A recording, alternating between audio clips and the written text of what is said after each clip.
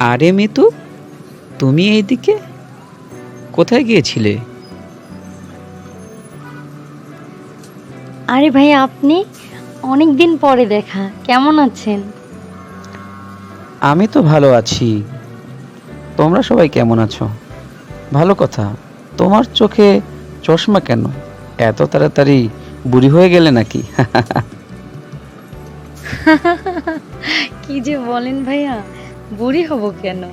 চশমা পরছি কারণ আছে, এই জন্যই। সে অনেক কথা।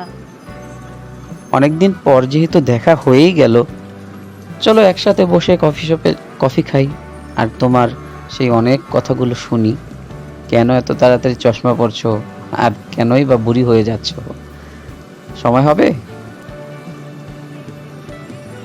সময় তেমন নেই, কিন্তু অনেকদিন পর যেহেতু দেখা, আর কিছু কথাও বলতে চাচ্ছি।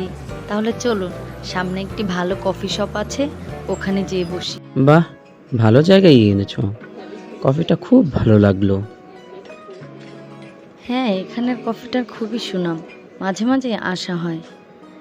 এখন আজ তাহলে উঠি।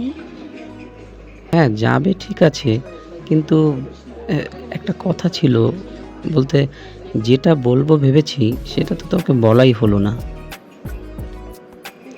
এত সংকোচ করার কিছু নেই তো, যা বলবেন বলে ফেলুন, সমস্যা নেই।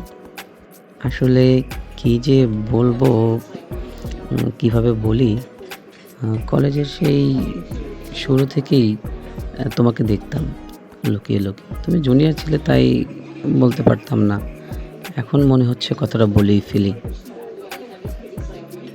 আসলে আমি তোমাকে খুব ভালোবাসি, খুব ভালোবাসি। প্রথম থেকেই তোমাকে খুব ভালো লাগতো আমার, কিন্তু বলতে পারতাম না।